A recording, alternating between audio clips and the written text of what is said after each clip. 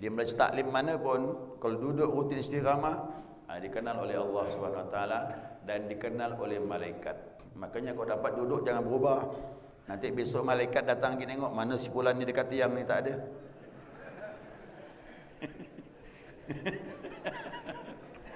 Kenapa? Kata malaikat yang satu lagi, yang dekat tiang tu agak malas suka nyandar dia.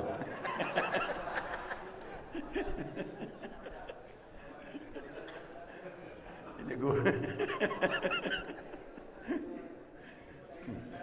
Nah, jadi malaikat dah tahu betul. Ni gurau je ya. Malaikat sudah tahu betul posisi kita duduk dan sebagainya. Apalagi kita di sisi Allah. Belum kita lahir, Allah dah kenal sama kita. Macam mana Allah tak kenal sama kita? Belum lahir je dia dah tahu dah. Kena hambanya dia yang menciptakan. Nama-nama kita pun dia tahu. Nah, cuma Allah tu beritahu je supaya tahu kita. Nanti malaikat lapor dengan Allah. Ya Allah, si fulan kumpul. Ya Allah, si fulan berzikir. Ya Allah, si fulan majlis taklim.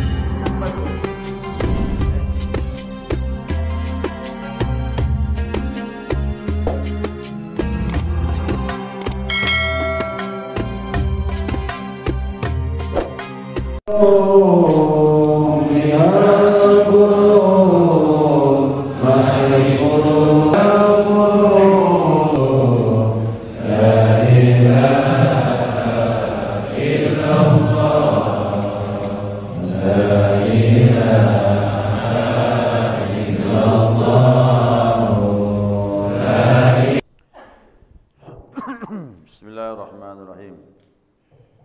Alhamdulillahi Rabbil Alamin. Allahumma salli ala nuril anwar wa siril asrar wa tiryakil aghyar mitahi babil yasar Sayyidina wa maulana Muhammadinil Mukhtar wa alihi al-athhar wa ashabil akhyar adada ni'amillahi wa ibdalih. Subhanaka la ilma lana illa ma 'allamtana innaka antal alimul hakim. Allahumma dzakirna ma nasina wa 'allimna ma jahilna wa la hawla wa la quwwata illa billahil aliyyil azim. Subhanaka la ilma lana illa ma 'allamtana innaka antal alimul hakim. Allahumma dzakirna ma nasina wa 'allimna ma jahilna wa la hawla wa la quwwata illa billahil aliyyil azim. Jamaah salat subuh rahimakumullah. Assalamualaikum warahmatullahi wabarakatuh. Alhamdulillah, senantiasa kita mengaturkan pujian dan syukur kita kepada Allah Azza wa Jalla atas limpahan rahmah hidayahnya malam ini, subuh ini kita bersama-sama dapat melanjutkan kajian kita, panduan kitab Bidayatus Salikin. Ya, melanjutkan tentang keutamaan, ya, keutamaan daripada zikir. Ya, atau fadilah-fadilah zikir. Kita masuki fadilah zikir yang ke-15, ya. Karena ini dikutip dari kitabnya Syekh Ali Mursafi, kitab Minhajus Salikin ila Ashrafil Masalik. Ya. Yang ke-15, fadilah keutamaan berzikir itu terangnya hati oleh cahaya zikir. Orang-orang berzikir kepada Allah Subhanahu wa taala tapi dengan kontinu, tapi ya, kontinu, bahasa agamanya dawam. Ya, bidawami bidzikrillah. Dawam itu senantiasa zikir kepada Allah Subhanahu wa taala. Nah, kalau dia dawam kontinu terus menerus, maka Allah Subhanahu wa taala akan memberikan cahaya di hati kita, nur. Apa itu nur? Nur itu datang semakin memperkuat kita dalam agama. Orang yang lemah ibadah nanti bisa kuat. Yang lemah keyakinan akan ditambah oleh Allah Subhanahu wa taala. Ya, yang bingung-bingung dapat petunjuk. Nah, gitu. Itu namanya nur. Ya, nur itu bimbingan Allah. Ya, disadari atau tidak, kita itu dibimbing Allah dalam ketaatan. Ya, dibimbing Allah dalam memantapkan iman. Nah, orang-orang yang masuk Islam itu dia tidak akan berkembang keimanannya kalau tidak diiringi dengan zikir. Ya. Makanya sayang kalau orang sudah beragama dia taat, tapi tidak ditambah dengan zikir. Ya, begitu-begitulah. Takutnya lambat laun malah redup. Ya. Kita kepingin iman kita meningkat, terus naik pelan-pelan, apalagi istiqamah beribadah. Nah, dalam Al-Quranul Karim surah Az-Zumar itu Allah Subhanahu wa taala berfirman. Apa kata Allah? Afaman syarahallahu sadrahu lil Islam, ya, fahuwa ala nurin min rabbih. Fawailul lil qasiyati qulubuhum min dzikrillah ulaika fi dhalalim mubin. Allah menyatakan maka apakah orang-orang yang dibukakan Allah hatinya untuk menerima Islam? Ya, kita Islam. Ada orang yang menerima Islam itu dulu dia tidak Islam, kemudian masuk Islam. Inilah para sahabat. Ya, para sahabat itu sebelumnya tidak Islam. Ya, karena Nabi diutus oleh Allah di tengah-tengah mereka, maka mereka berbondong-bondong masuk Islam. Jadi sahabat itu maaf, mu'allaf semua itu. Ya, mu'allaf sahabat. Tapi ingat, mu'allafnya sahabat itu paling setahun pertama ya. Masuk tahun kedua, ketiga dah tidak lagi dikatakan mu'allaf. Apa sebab?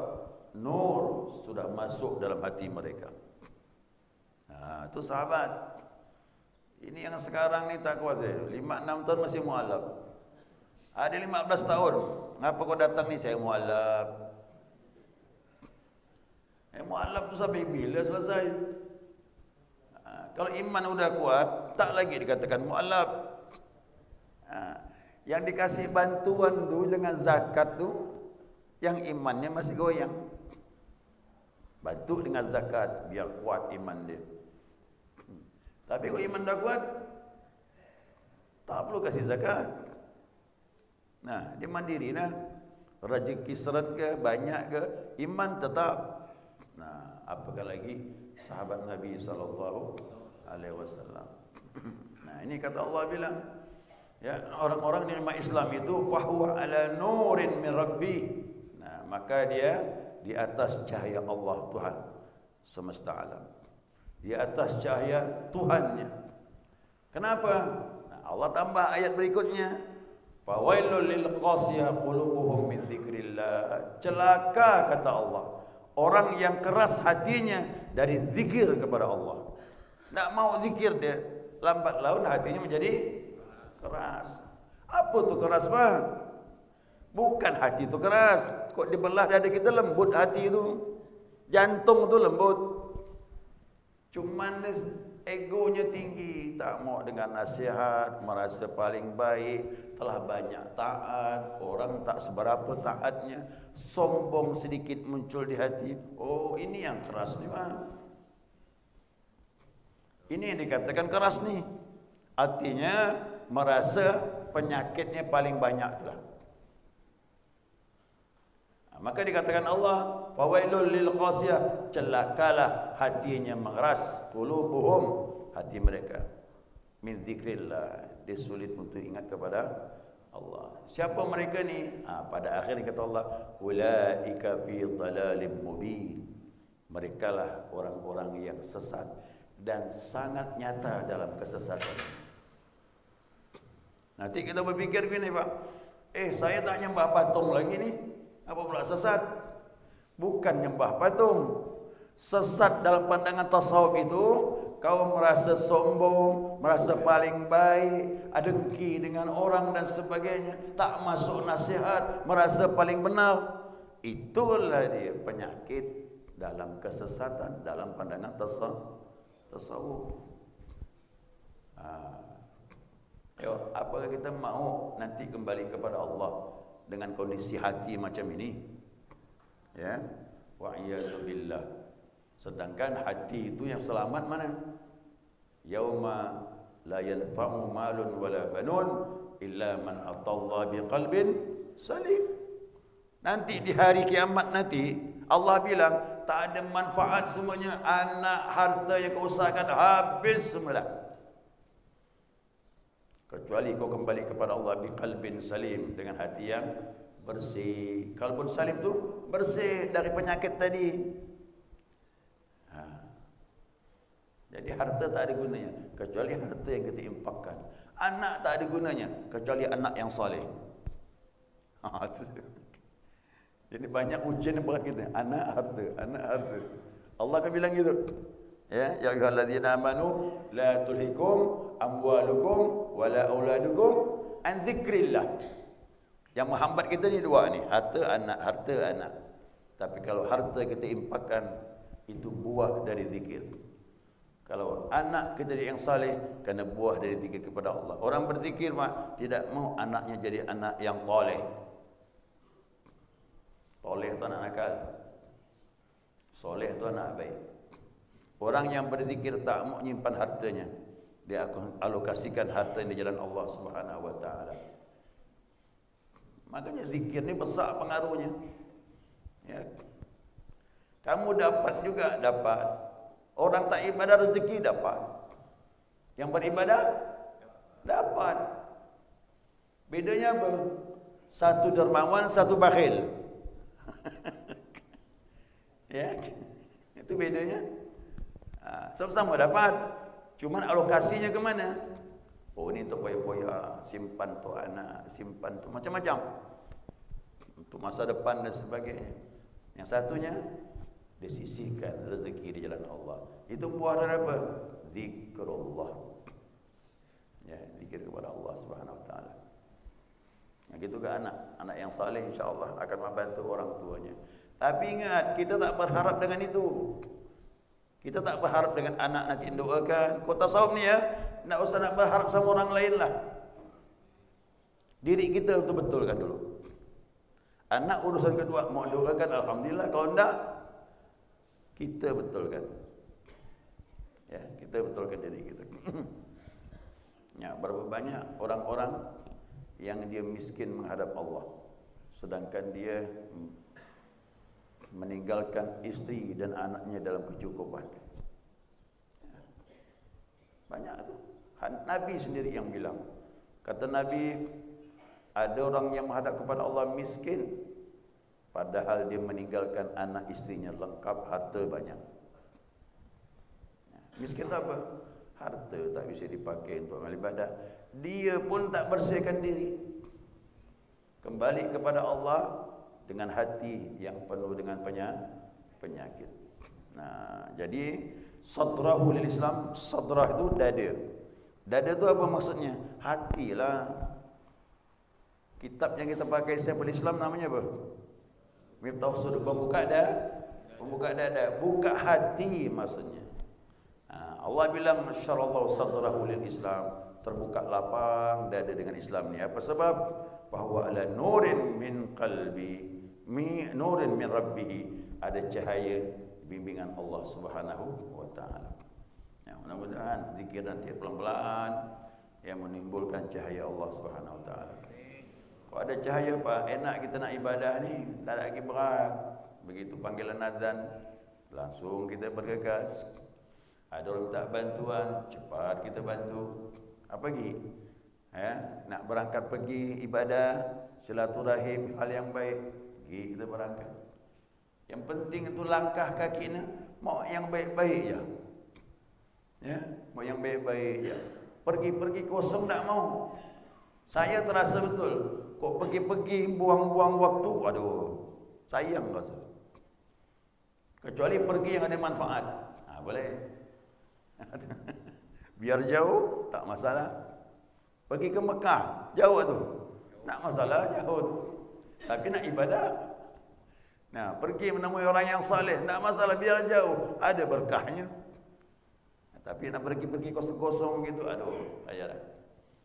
Mulailah kita merasa diri. Orang beriman tu kata Nabi, dia akan meninggalkan hal yang tak bermanfaat. Itu orang mukmin tu. Dia apa yang tak bermanfaat ditinggalkan dah. Tu apa kan? Tak bisa ngisi untuk ibadah kepada Allah Subhanahu wa taala. Masuk lagi yang berikutnya. Yang ke 16. Ini namanya dahsyat lagi 16 ni. Kata beliau, ya, Allah Subhanahu wa taala berkata dalam hadis kursi, ana ma'ahu idza dzakarani, aku bersamanya ketika dia ingat aku. Ini orang kan tak faham ni. Macam mana bersama? Rasa bersama tu nanti muncul kalau ada zikir kepada Allah. Ini bukan tekstual kalimat-kalimat dah. Zikirlah, nanti kau bersama Allah. Tapi belum merasakan, hamba masih cuba amalkan. Amalkan terus. Lambat laun ada rasa bersama Allah. Tidak ada derajat ma'iyah kecuali dua. Orang berzikir bersama Allah. Satu lagi apa? Innallaha ma'as sabirin. Orang kena musibah sabar, dia tak sadar dia bersama Allah Subhanahu wa taala. Jadi derajat ma'iyah ni dua saya temukan. Orang berzikir sama orang yang sabar. Kalau saya belajar kitab-kitab tu, apa saya tanya sama-sama yang senior tu bilang, nanti kau akan diberikan dari guru apa? Muraqabah. Muraqabah tu di isi hatimu terasa diawasi oleh Allah. Masuk muraqabah yang kedua, muraqabah ma'iyah, merasakan kebersamaan dengan Allah Subhanahu wa taala dimanapun kau berada. Oh ini bang, kau ada buah macam ini mantap nih. Dalam masjid bersama Allah, luar masjid sama, dimanapun. Ini yang didapatkan oleh guru-guru kita ini. Kalau kau dapat ini nak, kata dia, bahagia kau, kata dia. Lebih bahagia kau daripada waktu kau bersama isteri, kata. Nah, kita senang bersama isteri, senang. Tapi bersama Allah lebih senang lagi. Saya balik ke rumah, kau dah balik ke rumah, anak di rumah, mana Umi? Umi pergi bah, risau ke tu? Hampar rumah tu kau tak ada isteri. Itu saya mikir begitu. Tapi guru bilang lebih indah lagi kalau kau bersama Allah. Biar isteri pergi tak apa-apa.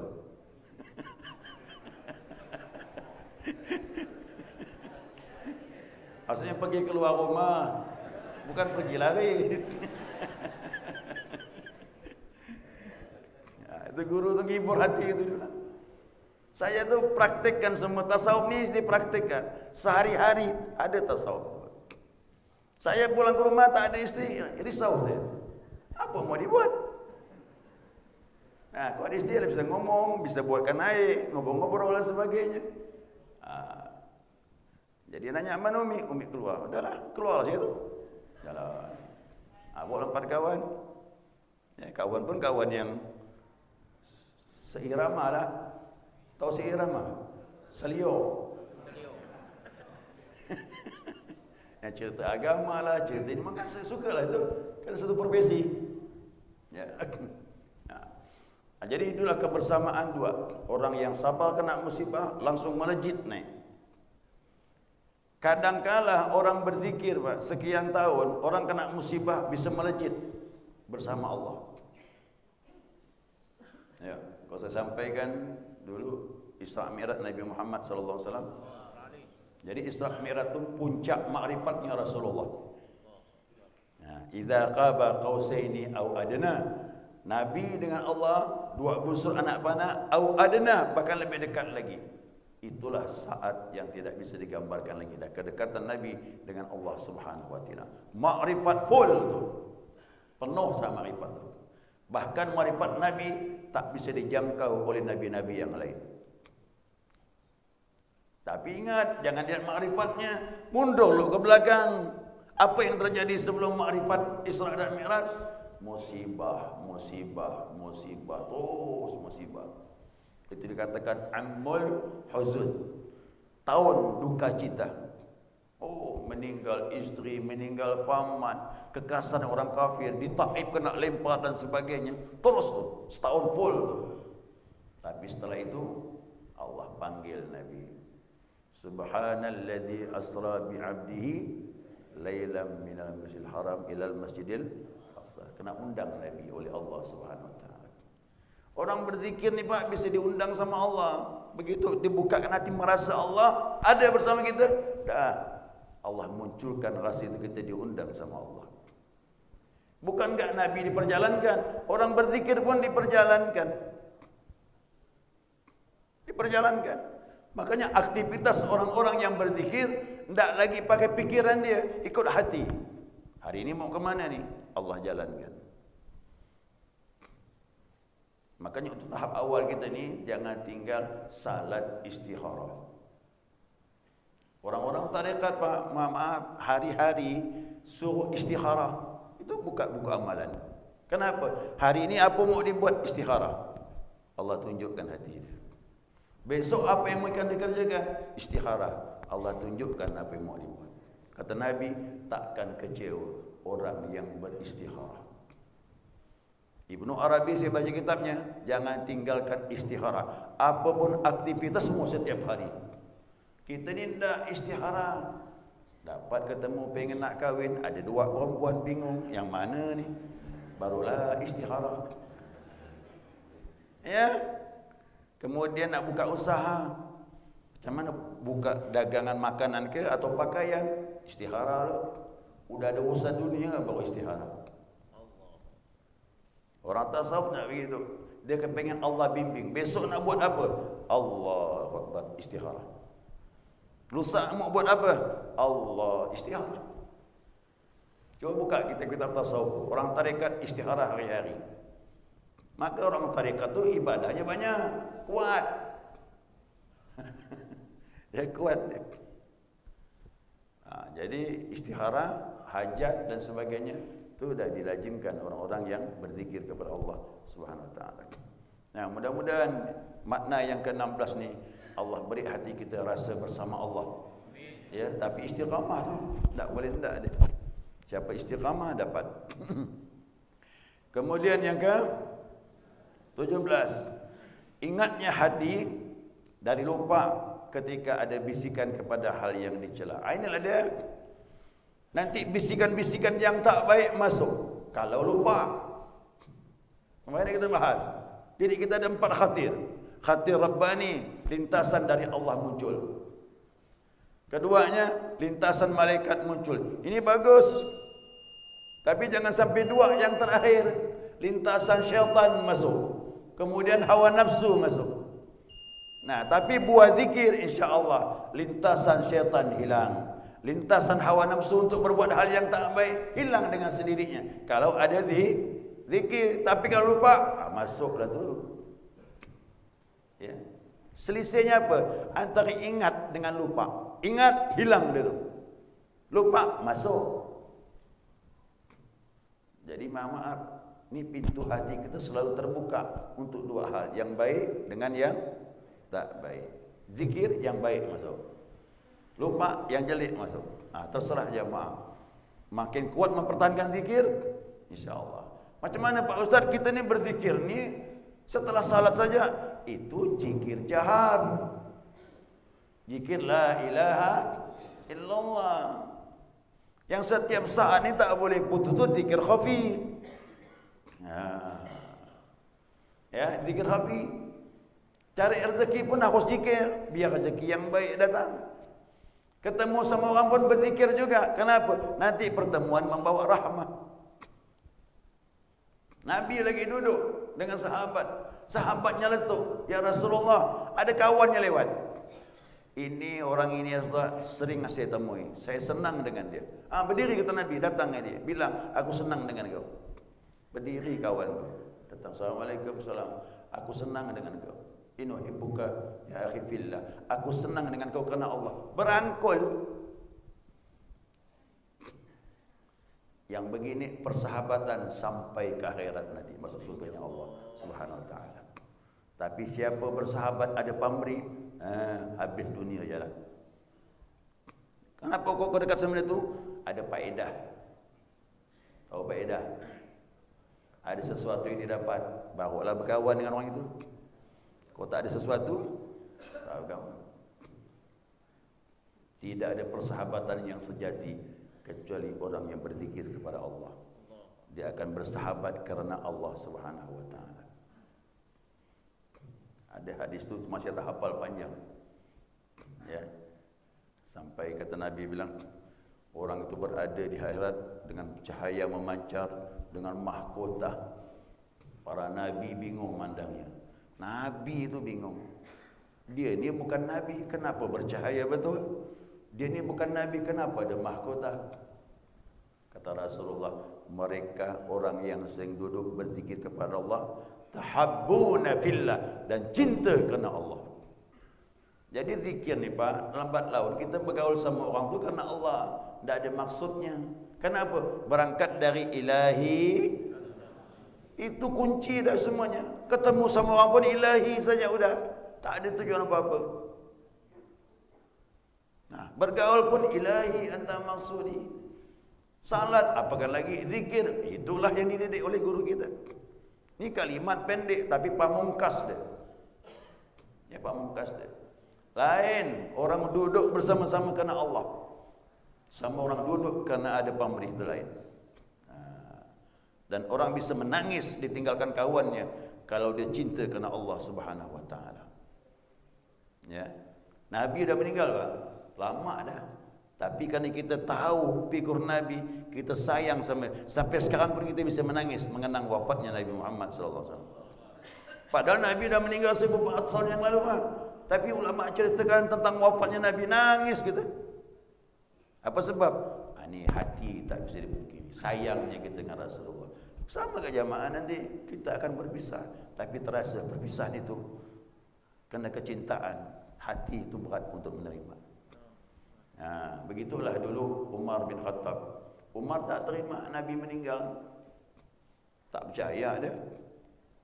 Umar cabut pedang masuk kota Madinah. Pas pekarangan masjid, orang ramai berkumpul. Siapa yang ngomong Nabi Muhammad meninggal, tebas dia. Oh, takut sahabat. Padahal benar Nabi meninggal. Tak terima dia. Bahkan yang bilang Nabi meninggal munafik kata dia. Ya. Jadi Abu Bakar lah yang menenangkan hati dia. Kenapa Umar tak terima? Kerana di hati dia Nabi tidak meninggal. Ya, di hati dia Nabi tak meninggal. Maka jangan heran nanti jamaah lihat orang tu anak meninggal, macam mana bapak? Goncang. Goncang bapaknya tu. Ibunya apakan lagi? Sayang ibu dengan anak lebih daripada bapak kepada anak. Apa sebab goncang? Cinta tu. Gitu kat kita nanti bersahabat kerana Allah, kau terpisah goncang kita itu. Kenapa? Sayangnya kita. Ya, kerana sayangnya kita. Baik. Kemudian yang terakhir, yang berapa tu? 18 ni dah singgung kemarin tu. Ya, dibukakan pintu langit untuk naiknya malaikat membawa amal zikir. Oh, itu dah kita bahas kemarin dah. Jadi kita berzikir ni malaikat kumpul, nanti kita bubar, dia naik lapor sama Allah. Ada kita bahas tu kan? Ya, ada kita bahas dah. Jelas sudah, usah ragukan lagi. Setiap berkumpul seperti ini, zikir seperti ini, nanti kita bubar, malaikat lapor sama Allah. Allah tahu nama kita satu-satu ni semua. Ya. Bapak Ibu jangan minder, yang duduk di sini ni dikenal sama Allah. Dia belajar taklim mana pun, kalau duduk rutin istiqamah, dikenal oleh Allah Subhanahu Wa Taala dan dikenal oleh malaikat. Makanya kau dapat duduk jangan berubah. Nanti besok malaikat datang pergi tengok mana si fulan ni dekat tiang ni, tak ada.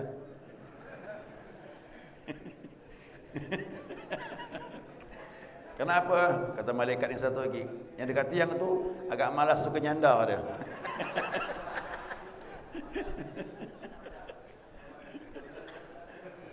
Ini gua. Jadi malaikat dah tahu betul. Ni gurau je ya. Malaikat sudah tahu betul posisi kita duduk dan sebagainya. Apalagi kita di sisi Allah. Belum kita lahir, Allah sudah kenal sama kita. Macam mana Allah tak kenal sama kita? Belum lahir dia dah tahu dah. Kena hambanya dia yang menciptakan. Nama-nama kita pun dia tahu. Nah, cuma Allah tu beritahu je supaya tahu kita.